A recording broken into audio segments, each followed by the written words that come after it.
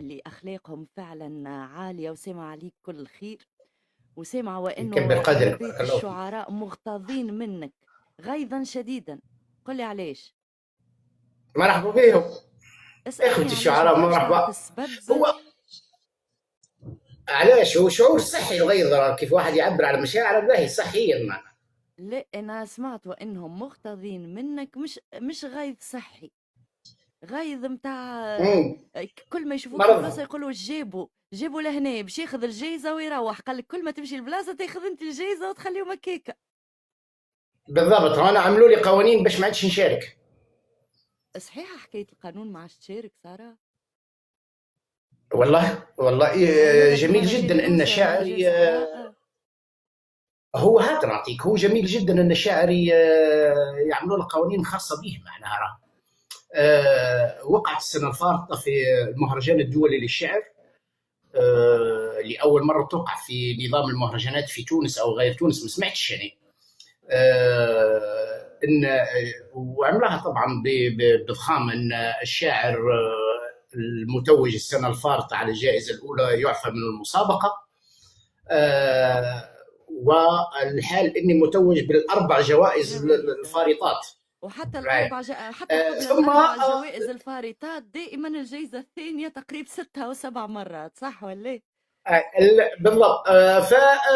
فصار على مسارهم المهرجان الكبير، المهرجان الصحراء الدولي بدوز عن اول حتى حصلت على الجائزه الاولى.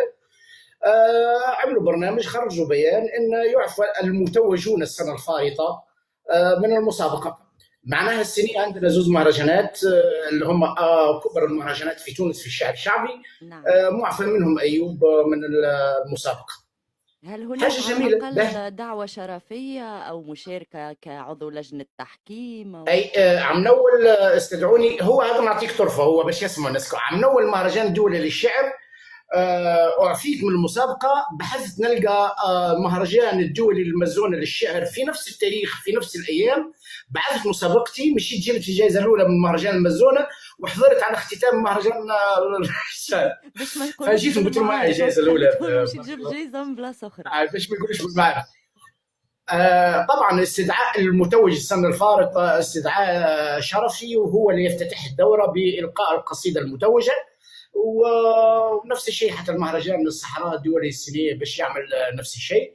عن اول برمجه مهرجان الصحراء الدولي بدوز، بغض النظر على ايوب وكل شيء. الدوره كانت كبيره جدا، منافسه قويه. نظام المسابقه والعكاظيه كان مختلف وكان قوي. اني التحديات معاهم رغم وليد اني معفى من المسعود، المنافسه. خلينا فقط نعرفوا به لأنه مهم جدا، ومن المسابقات أو المهرجان التظاهرات القليلة في تونس اللي تعنى بالشعر الحقيقة، اللي هو مسابقة عكاظيات للشعر في إطار مهرجان الصحراء الدولي بدوز. كان رئيس الدورة الفارطة الأستاذ الناصر عود وأيوب علي الأسود. شاعر كبير ناصر نعم عوني. نعم نعم. وعلي الأسود. الشاعر ناصر عون هو اللي عمل ثوره في برنامج مهرجان الصحراء الدولي بدوز. اول شيء مهرجان الصحراء الدولي بدوز طبعا مهرجان عالمي معروف عند الناس كل، في عديد القطاعات، لكن من اهم القطاعات في المهرجان هي العكاظيه الشعريه والمسابقه الشعريه. على مستوى المغرب العربي هي اقوى مسابقه شعريه. هي محج لجميع الشعراء، هي منصه لانطلاق الشعراء الليبيين او الجزائريين او المغاربه حتى الخليجيين. عديد الشعراء اصبحوا هل هنالك نجوم مشاركة انطلاقا. من خارج المغرب العربي في الدورة الفارطة؟ طبعا شنو هي الدول مهرجان الصحراء المشاركة الدولي مثلا؟ بدوز هو منصه. ها الدول المشاركة غير تونس، ليبيا، الجزائر؟ مصر، الاردن، العراق، السعوديه، هذم يسابقوا دائما. الاكثر طبعا تواجد هم مصر، الجزائر هم اكثر تواجد بحكم القرب، ثم مصر، الاردن، العراق، السعوديه مره ولا اثنين. هذوما يجوا من الوطن العربي كل ويكون عندهم مصافحه مع الجماهير. عمان نفس الشيء، جو ضياف المهرجان. فهو محجه لجميع الشعراء من خلال الاشعاع نتاعه، وهو سنين 56 عام، مش شوي معنا. وعديد الشعراء باش يكون عديد الشعراء اشتهروا من منصه مهرجان الصحراء الدولي بدوز، مش من بلادهم. كانت الاطلاله للناس ممكن حتى في بلادهم من خلال مهرجان الصحراء الدولي متشاف أكثر ثم تغطية إعلامية عالمية أكثر من التغطية الإعلامية المحلية التونسية للمهرجان. وسائل اي اكيد الإعلام جدا. الأجنبية أكثر بكثير من وسائل الإعلام التونسية، وهذه نقطة احسنت. استفهام، لأنه مهرجان بحجم مهرجان الصحراء بدوز الحقيقة يستحق أكثر أنه تكون عنده متابعة من جميع الوسائل الإعلامية في تونس. به أيوب، خويا تفضل. الغالي، خليني نرجع بك شوية ونحن في الجيل الذهبي نسترجع الذكريات ونحاول وإن نعيش دائما ضيوفنا ذكريات الجيل الذهبي. باش نرجع بيك للثمانينات، تحديدا عام 1980 وصعود والدك الله يرحمه الشاعر. ركح قرطاج. نعم. أين كان أيوب الأسود في ذلك بالموتور الوقت؟ بي ام دبليو بالموتور. احكي لنا شوي. هو 1980 فرحات رجب فرحات حب يعمل سهرة للموروث الشفوي الشعبي. ثم ممكن باش نقول لك باش نخصك ان ثم يا اما الجيل القديم يعرفها المعلومه او مجهوله، ان اتصل بوالده هو اللي نسق جميع الفنانين والشعراء الموجودين على الرقعه. هو تنسيق ما بين رجب بن فرحات والشاعر علي الاسود المرزوقي. فاتصل بوالدي هو اتصل بالشاهد الابيض وعديد الشعراء والمطربين والفنانين. والوالد كان طبعا ثوري ومتمرد في جميع سلوكياته، مش كان في الشعر فقط معنا. لان عندنا صوره ان الشاعر الشعبي شاعر شعبي ما يخرجش من الصحراء والبيئه ويجمل فطلع له الركح بي ام دبليو لانه عايش في هولندا. وقتها عايش في هولندا وطلع له الركح بالموتور اللي هو لحد الان مازال موجود عندنا الموتور هذا.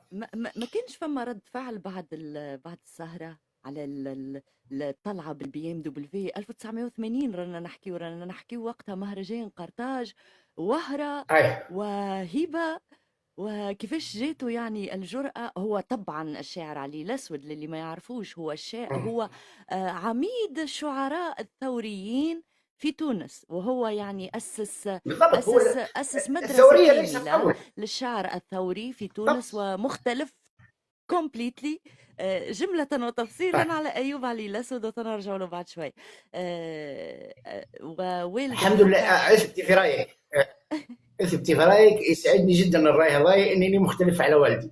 لا أؤكد جميل جدا لان حتى في يقول طريقة لنا النظم يعني فما اختلاف طبعا بالجمل طبعا وفي الرؤية في الشعرية، فالجانب الشعري مختلف الحقيقة وتنرجع له بالتفاصيل. لكن حبيت فقط أشيد لأنه والدك ثم العديد من التوانسة ما يعرفوهش، لكن عرفوه عام 2013. هو الله يرحمه وفاته المنية عام 2014 إذا مانيش غالطة، لكن 2013 القصيدة الشهيرة التي تنعى الربيع العربي. الربيع العربي كانت رؤية صادقة ووقفنا على كل ما قال. تفكر في ربيع عربنا، ربيع الغبنا، ربيع غرقت فيه مراكبنا. مقطع قويلة للوالد تكريما لي طبعا، وحتى نتذكر شنو قال على الثورة التونسية وعلى الثورات العربية إذا تحفظ منها شوي. هو واللي يقول وان شاء الله نستحضرها لي ياسر ما طلبوهاش مني ولا لا ياسر معلش متداوله.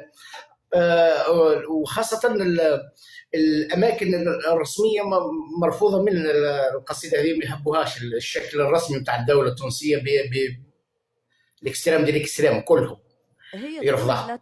فهو يقول في ربيع عربنا، في ربيع عربنا، ربيع الغبنا، ربيع غرقت فيه مراكبنا. ربيع غرقت فيه مراكبنا.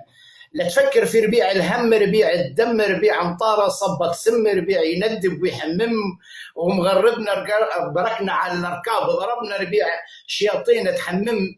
الى ان يقول لا ربيع ولا انا رباعه ولا تباعه ولا دباغه ولا انا من ليله هابين. الكلمه المشهوره اللي يقول فيها هاكم خليتوها قاعه يا جولاغه يا طماعه يا سلاقوا ربايه بكين. القصيد كان فيه استشراف ورؤية كبيرة من شاعر ثوري، ما هو الشاعر مستحدث في الحدث. هو عمر كامل اللي يحكي على الثورة والأمة العربية وعلى المظلوم أينما كان على الوضع شاعر العام يعني الإنسانية في للدول إفريقيا. العربية والسياسة والاقتصاد والمجتمعات، يعني راهي ثقافة كاملة وهو عنده مدونة. طبعا. ممكن أنصح يعني بالاطلاع على المدونة متاع المرحوم علي الأسود المرزوقي، اللي ابنه أيضا شاعر يعني مهيب، خليني أقول مهيب، يعني لك مهابة بارك الله فيك. ولك سطوة لسان ولك قريحة يعني مخيفة مرعبة الحقيقة. وأنت الله يسترك، الله معروف يبعد عليك الروح. وأنك من هواياتك المطالعة، فخليني نرجع غرامك بالشعر وبداية نظمك للشعر. وهل مازال أيوب علي الأسود كما قال يكتب ويشطب، ولا فما برشا ارتجال اليوم؟ لا، أول شيء يعني بدايتي في الشعر كنت نكرهها. كانت عندي علاقة عدائية رهيبة جدا مع الشعر. والسبب؟ وكنت أي وكنت نحب للشعر للشعراء. السبب ما تعرض له والدي في السنوات الفارطة. في السنوات الأولى من صغري من أن الناس تسمع بالدرقة وبالسرقة في قصائد والدي، حنين يبكوا لأنه هو في الحبس.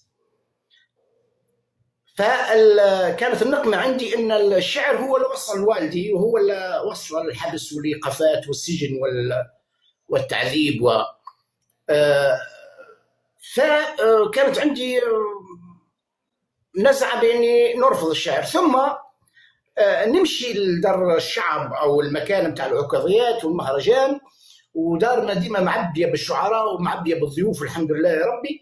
نمشي الناس الكل تمشي للمهرجان ونمشي نشوف الشعراء الا والدي. فنقول له ايش بيهم هذوكم يشعروا؟ والدي ممنوع. والدي طلع على ركح مهرجان دوز بعد 38 عام، كرموه وندوه بعد 38 عام. فكانت علاقه بالنسبه لي يعني عدائيه، وكنت نعمل في مقارنه ما بين الشعراء اللي يقولوا فيه على الركح